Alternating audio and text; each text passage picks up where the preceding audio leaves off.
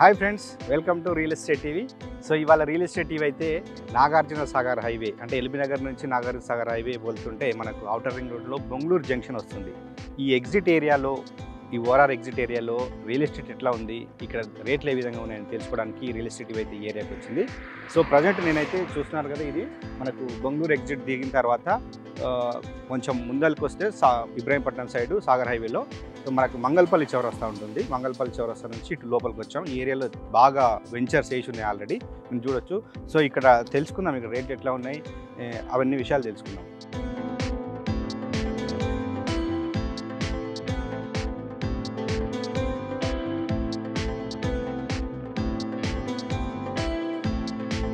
మనకు ఇక్కడున్న రేట్స్, ఇక్కడున్న రియల్ ఎస్టేట్ గురించి తెలియడానికి మనతోటి రియల్టర్ ఉన్నారు, ఆయన అడిగి తెలుసుకుందాం. అన్న నమస్తే. సో ఇప్పుడు మా రియల్ ఎస్టేట్ టీవీ ప్రేక్షకుల కోసం మేమైతే ఇక్కడికి వచ్చాము. సో ఈ ఏరియాలో రేట్ ఎట్లున్నాయని తెలుసుకుందాం. సో ఇప్పుడు ఇదంతా కనపడుతుంది కదా, ఈ ఏరియా అంటే ఏరియా ఏంటి, ఇది కరెక్ట్ ఏది ఎగ్జాక్ట్? ఇది Nagarjuna Sagar road to Koyada road అంటారు దీన్ని. ఇది చక్కగా అంబర్పేట వెళ్తుంది, విజయవాడ రోడ్డుకు. ఇది వెంచర్ వచ్చేసేసి H4 ఇమసాయి H4. ఇది ఇమసాయి H4. ఇదంతా అంటే ఇప్పుడు మనం మంగళపల్లి చౌరస్ నుంచి లోపలికి వస్తాం, ఇదే కదా? అంటే ఇప్పుడు ఒక ఎలక్షన్ అయిపోయి దాదాపు 6 నెలలు కావస్తుంది హైదరాబాద్, తెలంగాణలో కూడా.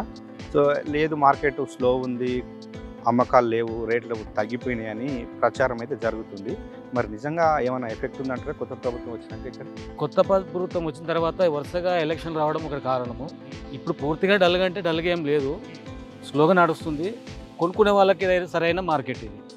ఈ టైంలో కొంటే మంచి ఇన్వెస్ట్మెంట్, పెట్టిన దానికి రెట్టింపు కావడానికి అవకాశం. ఎందుకు అంటారు ఇప్పుడు కొనే వాళ్ళకి టైం అంటారు? ఇప్పుడు మామూలు టైంలో అయితే రేట్లు మనము ఏదైనా కొనాలంటే చెప్పిన రేటానికి ఇలాంటివి తగ్గించరు, వాళ్ళు చెప్పేది ఎక్కువ చెప్తారు.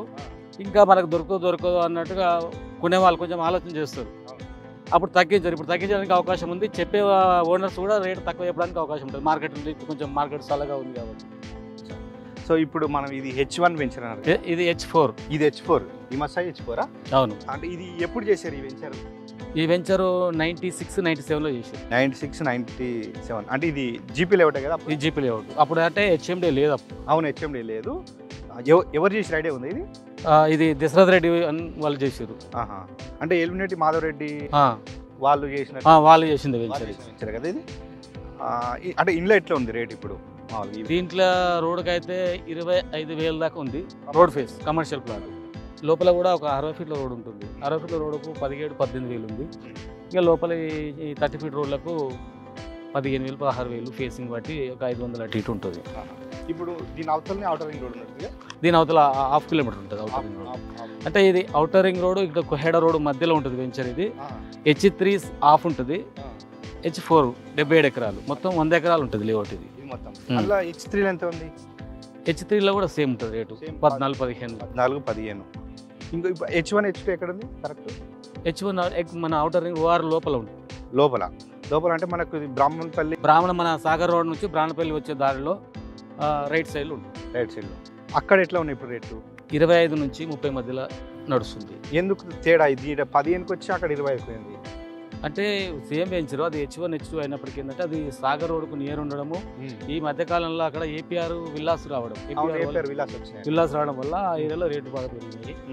అది 1 కిలోమీటర్ అవుతుంది, H1 1 కిలోమీటర్ అవుతుంది హైవే, సాగర్ హైవే. అట్లా చుట్టుపక్కల ప్రాంతాల్లో కూడా కన్స్ట్రక్షన్ వచ్చింది, ఇల్లు కడుతుంది. దాంతోపాటు ఏమైందంటే APR వెంచర్ రావడం వల్ల ఆ వెంచర్లో ఏదైతే ఇప్పుడు దీంట్లో H1 నుంచే APRలకు వెళ్ళాలి, ఆ రోడ్ ఇదే ఎంట్రన్స్ రోడ్ అదే, కాబట్టి దీనికి మంచి మార్కెట్ వచ్చింది. అచ్చా. అండ్ ఇంకా ఈ H1, H2, H3 కాకుండా ఇంకేం వెంచర్లు ఉన్నాయి ఈ ఏరియాలో, మన మంగళపల్లి బెంగళూరు ఏరియాలో? కోహెడా రోడ్ వెంచర్లో సీతారామ వెంచర్ ఉంది. ఇది అట్లపోతే ఏఎన్ నగర్ ఉంది. అందులో ఎంత ఉంది? ఏఎన్ నగర్లో రోడ్ ఫేసు 11,000 నుంచి 8,000, 10,000, 11,000, 15,000 వరకు కూడా ఉంది. దాంట్లో సామాన్లు కొనుక్కోవడానికి దాంట్లో రీజనబుల్ రేట్ అనమాట. 8,000, 9,000 కూడా ఉంది. అంటే ఎన్ని గజాల నుంచి స్టార్ట్ ఉంది అక్కడ? అక్కడ 200 గజాల నుంచి స్టార్టింగ్ ఉంది. 200 గజాల నుంచి 600 గజాల వరకు ఉంటుంది. అయితే ఎంట్రన్స్ రోడ్ 60 ఫీట్ రోడ్ ఉంటుంది దాంట్లో. ఆ ఎంట్రన్స్ రోడ్కు 600 గజాలు తీసి. అచ్చా. ఇంకా లోపల ఎదురుకున్న వెంచర్స్ ఏమున్నాయి? మన కరెక్ట్ శ్రీమిత్ర కూడా ఉంటుంది ముందు. శ్రీమిత్ర ఉంది, రేట్లు దాంట్లో కూడా 13,000 12,000 గజం 13. ఇంకా లోపలికి పోతే అది చాలా పెద్ద వెంచర్. ఇంకా లోపలికి పోతే 7,500 7,000 కూడా ఉంది. లోపల లక్ష్మీ టౌన్షిప్ అని ఉంటుంది, దాంట్లో 5,500 6,000. ఇవన్నీ జీపీ లేవట్లే, ఇవన్నీ జీపీ. ఇక్కడ ఒకటి బాలాజీ అని హెచ్ఎండి లేఅవుట్ ఉంటుంది నియర్లో, ఇదే రోడ్. ఓకే, అదొక అందులో కూడా కొంచెం మంచి రేట్లు ఉంది. ఇంకా హెచ్ఎండి అంటే ఈ వీటికంటే ఎక్కువనే ఉంటుంది రేట్. అది ఈ ఏరియాలో కొన్ని వేలాది ప్లాట్లు ఉన్నాయి ఇక్కడ. అంటే చాలా మందికి ఇక్కడ ఎన్ని ప్లాటింగ్ ఏరియా ఉందని తెలియదు. అవునవును, ఎంతసేపు చూసినా నాగార్జున సాగర్ హైవేలో వెళ్తురు, అంటే యాచారం అంటే పోతురు. కానీ ఈ ఔటర్ రింగ్ రోడ్ పక్కన కనీసం 10,000 ప్లాటింగ్ ఏరియా ఉంటుంది. అంటే మన ఔటర్ రింగ్ రోడ్ చుట్టూ మేము బాగా తిరుగుతుంటాం వెంచర్ల విషయంలో. తిరిగినప్పుడు ఈ రేటు అనేది ఎక్కడ లేదు. మొత్తం ఇప్పుడు 158 కిలోమీటర్ల ఔటర్ రింగ్ సరైన ఇంత తక్కువ రేటు వేయడం లేదు. కేవలం నాగార్జున సాగర్ రోడ్డు, ఇటు పెద్దంబర్పేట రోడ్లో, ఈ రోడ్లోనే చాలా తక్కువ రేటు. పిల్లలకి ఏం చేస్తున్నారంటే 50 కిలోమీటర్లు మాలు మల్లెపల్లి దాకా పోయి కొనుక్కుంటారు కొంతమంది. కొన్ని ఏం చేస్తుంటే వాళ్ళు మళ్ళీ అమ్ముదామని చూస్తే వాళ్ళకి పెట్టిన రేటు కూడా రావడం రీసేల్ ఉండదు. ఈ 15,000 14,000 10,000 రేట్లు ఇక్కడనే దొరుకుతున్నాయి. అంత దూరం పోవాల్సిన అవసరం లేదు. కొనే వాళ్ళకి మంచి లాభం రావాలంటే ఇక్కడ కొనుక్కోవడం మంచిది. రైట్. ఇప్పుడు మీరు చెప్పి కరెక్ట్ పాయింట్కి వచ్చారు. ఇప్పుడు ఇబ్రాహీంపట్నం మాల్ యాచారం దగ్గర వెంచర్లు వేస్తారు అంతా. సో మీరు అన్నట్టు అక్కడ కొన్నాళ్ళు కొంటారు, కానీ అమ్ముకోవడానికి పోతే వాళ్ళకు రేట్ లేదు. మరి ఈ ఏరియాలో జీపీ లేఅవుట్ల ఏరియాలో రీసేల్ బాగుంటుందా? మంచిగా. అంటే కస్టమర్కు ఈడ మనం బోర్డు పెట్టుకున్నా కూడా అమ్ముకోవచ్చు. అంటే వాళ్ళ అవసరానికి అమ్మకానికి పెట్టిరనుకో, వాళ్ళది వితిన్ 2-3 రోజులలో అమ్ముకోవడానికి అవకాశం ఉంది. ఈ ఏరియాలో మీరు ఉంటారు కాబట్టి మీకు డాక్యుమెంట్స్ ఇచ్చినా మీరు అమ్మిపెట్టారు, మాకు చెప్తారు. అమ్మే వాళ్ళు వస్తుంటారు, కొనే వాళ్ళు వస్తుంటారు మా దగ్గరికి. వాళ్ళకి మనం అమ్మి పెట్టేస్తాం. మేము ఉంటే కొంటాం కూడా. మేము కూడా టైం అర్జెంట్ ఉందంటే మీరు మేము ఇక అర్జెంట్ ఉంటే మాకు తక్కువ రేటుకి ఏమైనా వస్తే మేమే తీసేసుకుంటాం. నేను చాలా జీపీ లేఅవుట్ చాలా చూసినాము, కానీ ఇంట్లో రోడ్లు ఎందుకు చాలా పెద్దగా వచ్చారు? ఇలా పెద్దగా చాలా పెద్దగా ఉన్నాయి రోడ్లు. అంటే వాస్తవానికి వాళ్ళకి ముందు చూసుకొని చేసారు. అదే ఇంత ఆ టైంలో మనకు జనచైతన్య వాళ్ళకి కూడా చేసారు, మంచి రోడ్లు చేసారు. ఇది మనం చూసి కొత్త వాళ్ళని చూస్తే జనచైతన్య లేవటా అనుకుంటారు. ఎందుకంటే 60 ఫీట్ రోడ్డు, 30 ఫీట్ రోడ్డు మంచిగా ఉన్నాయి దీంట్లో. అదే ఇప్పుడు కొంతమంది అక్కడక్కడ జీపీ లెవెల్ చేసారు, 25 ఫీట్ల రోడ్లు చాలా ఇరకటంగా ఉంటాయి చేసారు. వాస్తవానికి ఏంటంటే ఆ రోజులలోనే దాదాపు 97లోనే ఇంత పెద్ద ముందు చూపుతూ మంచిగా చేసారు లేఅవుట్లు అయితే బాగున్నాయి. ఏ రోడ్ చూసినా కూడా టేక్ చెట్లు పెట్టారు మొత్తం. ఇవి ఎంతో అంత ప్లాట్ యజమానులకు ఉపయోగపడతాయి. అవును, టేకులు వస్తాయి.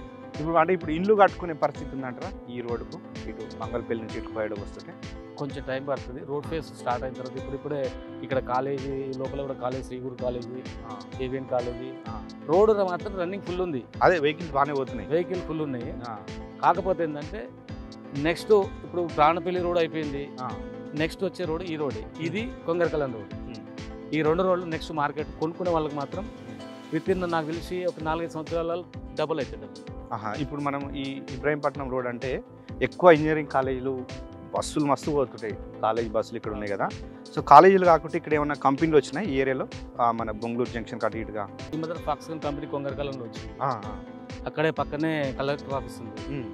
ఇటు పోతే మన టాటా కంపెనీ ఉంది, టాటా ఎయిర్ ఫోర్స్ ఉన్నాయి, చాలా కంపెనీలు ఉన్నాయి ఇటు సైడ్. టీసీఎస్ ఉండడం వల్ల ఫస్ట్ మనకి ఏరియా డెవలప్మెంట్ మూల కేంద్ర పునాది టీసీఎస్ ఆదిపట్ల. దాని తర్వాత ఇప్పుడు కలెక్టర్ ఆఫీస్ రావడము, తర్వాత ఫాక్స్కాన్ కంపెనీ రావడం, అది కూడా ఆగస్టులో స్టార్ట్ అంటుంది. ఆగస్టులో 25,000 మంది ఎంప్లాయీస్ స్టార్ట్ అంటుంది.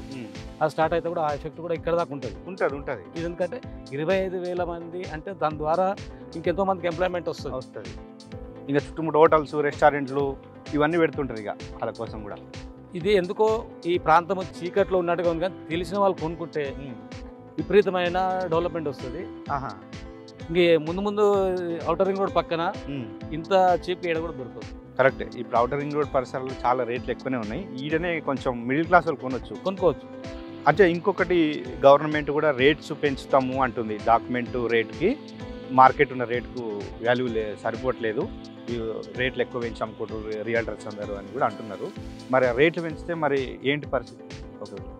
రేటు పెంచితే మార్కెట్ అంటే గవర్నమెంట్ రేట్ పెంచినా కానీ స్టాంప్ డ్యూటీ తగ్గించి అట్లయితే ఇబ్బంది ఏమి ఉండదు. సామాన్యులు కూడా కొనుక్కునేట్టు కూడా ఉండాలి. ఇప్పుడు ఎక్కువ నాకు కూడా తెలిసి ఇద్దరు నేను డాక్యుమెంట్ రైటర్ని అడిగిన 6,000 7,000 పెంచుతామంటారు అని చెప్పారు. కానీ ఇప్పుడు 2,300 ఉంది మాది మంగళపల్లి రెవెన్యూ, బొంగళూరు రెవెన్యూ 2400. మరి అంత ఒకటేసారి అంత అన్ని రేట్లు పెంచేస్తే సామాన్యులు ఒక ప్లాట్ కొనాలంటే ₹1,00,000 అవుతుంది. ₹1,00,000 అయి పెట్టి కొనేంత స్తోమత అందరికీ లేదు. అలాంటప్పుడు ఏమైందంటే ప్లాట్లు కొనే వాళ్ళు ఇప్పుడు నేను ఇందాక చెప్పినట్టు 50 కిలోమీటర్లు పోయి సామాన్యుడు కొనుక్కుంటే అతనికి ఇంకా 50 ఏళ్ళ నాడు యూజ్ కాదు. అవును. మరి గవర్నమెంట్ ఆలోచన చేసి ఈ స్టాంప్ డ్యూటీ కొంచెం తగ్గిస్తే సామాన్యులు కూడా అందుబాటులో ఉంటుంది. ఓకే, అది చేయాలని నేను కోరుకుంటున్నాను. సరే, రేట్లు పెంచవచ్చు, డాక్యుమెంట్ వాల్యూ పెంచవచ్చు, ఏదైనా మన రిజిస్ట్రేషన్ ఛార్జ్ తగ్గాలంటారు.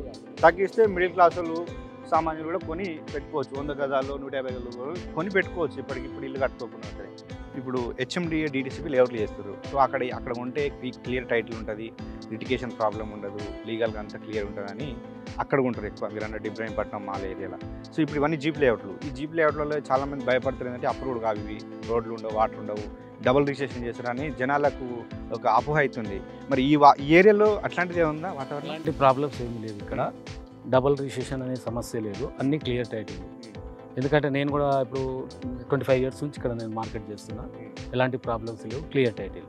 జీపే లేఅవుట్ అయినా ప్రాబ్లం ఏం లేదు. అంటే ఎవరైనా ఈ ఏరియాలో బ్యాంక్ లోన్తో కొనడానికి వచ్చారా? ఈ ఏరియాలో ఏమైనా బ్యాంక్ లోన్ పెట్టి కొన్నారు? తీసుకున్నారు. ఇప్పుడు ఎల్ఆర్ఎస్ కూడా తీసుకొని కొంతమంది బ్యాంక్ లోన్ తీసుకుంటున్నారు.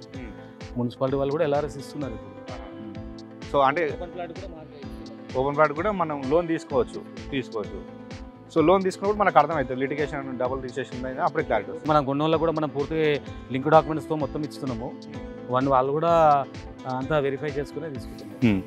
సో ఈ ఏరియా అయితే క్లియర్ టైటిల్ ఉంది, మొత్తం కొనడానికి అయితే మంచిగా ఉంది. సరే, ఇప్పుడు ఒకవేళ ఈ ఏరియాలో కొనాలనుకుంటే మీరు ఏం చెప్తారు వాళ్ళకి, చూసే వాళ్ళకి? ఈ ఏరియాలో కొనుక్కోవాలనుకుంటే ఇది సరైన టైం. ఇది మాత్రం కొనుక్కునే వాళ్ళ మార్కెట్. ఈ టైంలో వాళ్ళు ఇన్వెస్ట్మెంట్ చేస్తే ఖచ్చితంగా ఒక 2-3 సంవత్సరాల రెట్టింపే అవకాశం ఉంది. మనము ఇంత తక్కువ రేటు ఎక్కడ కూడా లేదు మన ఔటర్ రింగ్ రోడ్ పక్కన. థ్యాంక్ యూ అన్న, మంచి వివరాలు అందించారు, ఏరియా ఎట్లా ఉంది మొత్తం డీటెయిల్స్ అందించారు. సో ఫ్రెండ్స్ చూసారు కదా.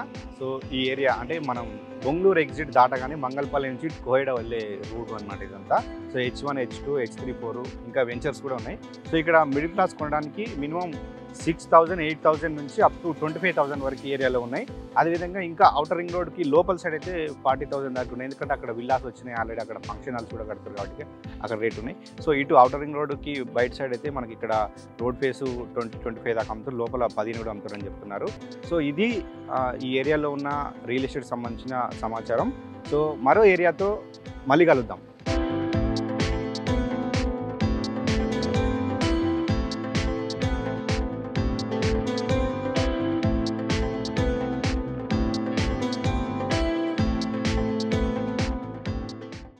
నేను రమ్య బెహరా. రియల్ ఎస్టేట్కి సంబంధించిన అప్డేట్స్ని తెలుసుకోవడానికి రియల్ ఎస్టేట్ టీవీని సబ్స్క్రైబ్ చేసుకోండి.